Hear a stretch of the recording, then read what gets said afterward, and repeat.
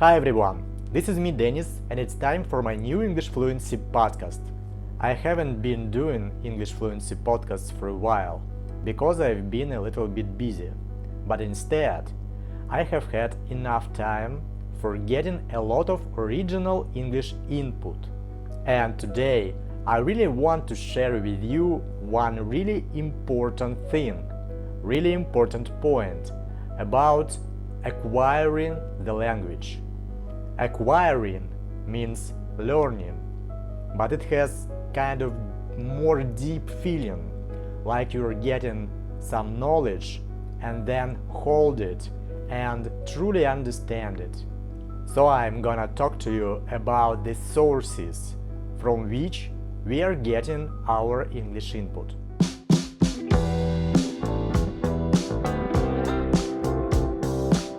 When I say input, I of course mean listening and reading. We are all learning mostly from input, right? Before we are able to use any skill, we should get a proper amount of comprehensible input. And that is such an important, I would say vital, one of the most important point in the process of learning anything, especially a foreign language. So what is the comprehensible input exactly? Comprehensible is an adjective. It means easy to understand. It means something that you can get really easily without efforts. Comprehensible input should not require any efforts or struggling from you to understand it. So it means that you should not need a dictionary when you read, or subtitles on your native language when you listen to audios or watch videos. Receiving comprehensible input, you should easily understand at least 90 or even 95% of the information you are getting. Then the other 5% you will understand from the context. And even if you don't understand several words exactly, anyway, you will be able to get the whole thing correctly. You will comprehend the message quickly and effortlessly. One common problem with traditional approaches to studying English or any other language is that people try to increase their level of input difficulty very fast, way too fast.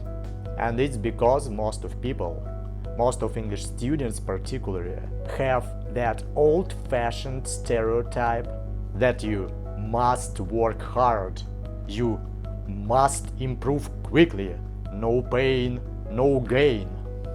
But actually, our mind doesn't work like this. I will always, repeatedly remind you one fundamental thing.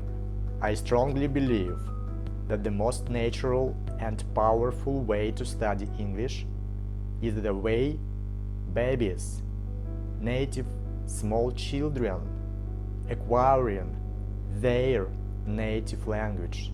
They don't push themselves to read some scientific articles or to watch CNN news after, let's say, 6 months or even a year of using the language. They absolutely don't care about some formal level of their own language. They just do what all babies do: watch animated movies, listen to stories from their parents, and really slowly, gradually explore, acquire some nuances of language. And their parents do not measure comprehension of their kids by getting them tests or formal grades. Oh, my 3-year-old son yesterday was able to understand and repeat the word designate. I think he's pre-intermediate now. By the way, designate means to choose something or someone for a particular role, in case if you didn't know. So this would be a ridiculous, very unnatural situation, and we totally understand it. But when we start to study a completely new foreign language, why should we act differently? Our mind is built for learning things, but the learning process itself should be interesting, entertaining, easy for us. We should not be stressed, even slightly stressed, when we are getting our English input.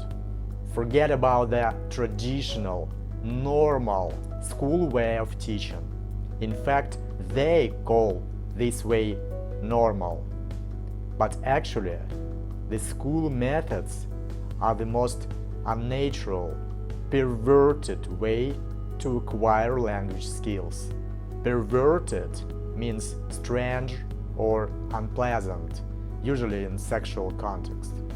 So, find the materials that completely fit your level of English. Books and videos that you would be able to understand easily, without translations, without subtitles, without any stress, without efforts.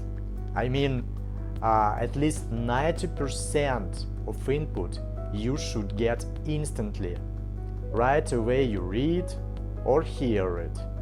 Maybe if your English level is not quite good so far, you should find children books, books that were written for native kids. If, however, you listen to my podcasts and you can understand me quite easily, it means that your English level is obviously higher than beginner. So maybe you should read books for middle school, for children between 11 and 14, for example. Just find materials that are interesting for you and easy for your comprehension.